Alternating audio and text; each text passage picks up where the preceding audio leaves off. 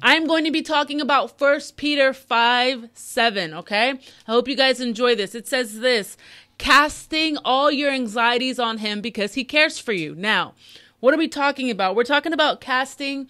We're talking about, go ahead and stop that. Go ahead. We're talking about casting all of our thoughts, all of our worries, all of our confusion, all of our hurts, all of our habits, all of our hangups, casting that stuff on God because he cares for us.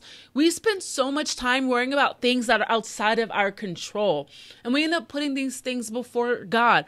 One of the pastors at my church, I work at my church, he said this morning, and I was like, dang, okay, it got me. He said something to the effect of, search your heart. Are your priorities out of order? What do I mean? Like, is God not completely first? Is it out of order? Where are you not putting God completely first in your life? And so sometimes we think about all the different things that we basically put ahead of God. And sometimes we don't even think that some of these things are a bad, something bad, you know? We don't think that it's something negative. And so when it comes down to that, what we're doing when we're putting even the little things above God, we're basically saying that we aren't content without these things, without having these things. We aren't content with just God alone at the top of the chart. That's basically what we're saying, do you know? And so when it comes down to it, what are those things that we put before God? It could be money. It could be a job. It could be family. It could be ministry. We oftentimes exalt things above God. And so when we're walking out this Christian walk and we're trying to follow God and we're doing everything we can to just follow the path that he's created for us, that's awesome. But at the same time, if we put stuff above God, and I know that I've talked about idols before, but I think we really need to focus on this. Because when we put things above God and we put things on that throne and taking God off, we are never, ever going to be just satisfied with where we are. We will always be focused on our lack, always be focused on what we don't have, always be focused on what other people have, because we don't have that thing, and that can consume us. It'll consume your thoughts. It'll consume probably how you live your life. It'll consume everything. And if you look at it this way, like, some people have this thought process. Maybe God has this amazing ministry set forth for you, right? Maybe an amazing job that he has, that he's preparing for you, whatever it is, right? But you're focused on something that you're lacking. We can obtain that end result. We can attain that pinnacle of where God is taking us, but be absolutely miserable because we focus so much on the areas that we don't have or where we're lacking.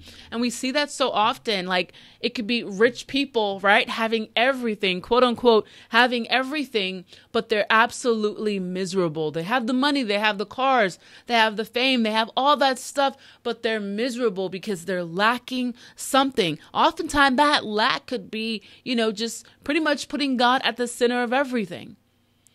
Because there's always voids that we have if we don't allow God to fill it.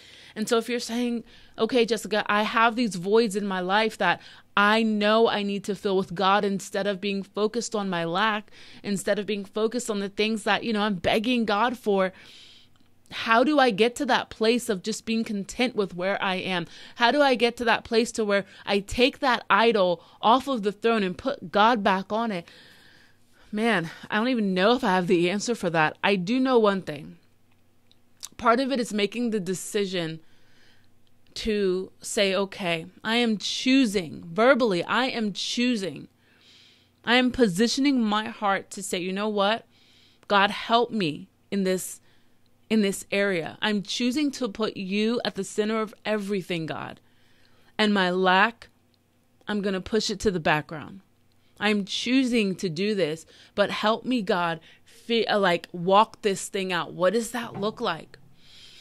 And oftentimes when we're trying to line ourselves up with the word of God, it's about choices.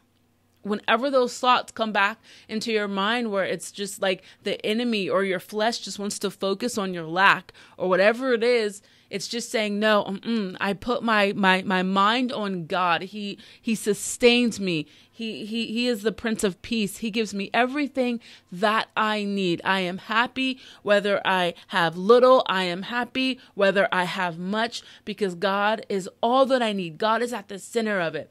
And I think sometimes just in this world that we live in, if we look back at biblical times, man, they didn't have much and there was so much contentment, right? Now we just desire so many different things, and there's a healthy way of having that mindset, you know, but sometimes we just want to consume and consume and consume and have all these things because we think that it'll make us happier, because we're looking at social media, we're looking at other people, comparing ourselves, and we're saying, man, I can't be happy until. And when we do that, we get ourselves stuck, trapped into this web that the enemy wants us to just be engulfed in, to where even if we're following God, we will not be happy, not be content, because we're focused on this area in our life where God isn't showing up, quote unquote, right? Where he isn't showing up, period, or showing up in your timing, whatever it is. We have to learn how to be content, whether we have much or have little, to be totally content with God. And then sometimes in these situations, it's also knowing our part that we play. Maybe God's asking us to play a specific part. Are we doing that? Are we stepping out in faith to do what he's called us to do? Sometimes we aren't. Maybe we're scared. Maybe we're confused. Maybe we don't know how. Whatever it is, it's okay. But we have to just say, God, like, I know my steps are ordered by you. Show me what you want me to do. Give me that godly wisdom, that godly counsel where people can help me to become the man of God, the woman of God that you have created me to be. All right, guys, here is Bright City. Are you the one thing? Is that what it is? You are the one thing. All right, guys, I love you guys. See you later. All right, guys, I hope you guys enjoyed that. If you have any questions, comments, or concerns, please, you can go ahead and comment below, okay? Don't forget to subscribe to YouTube. Love you guys.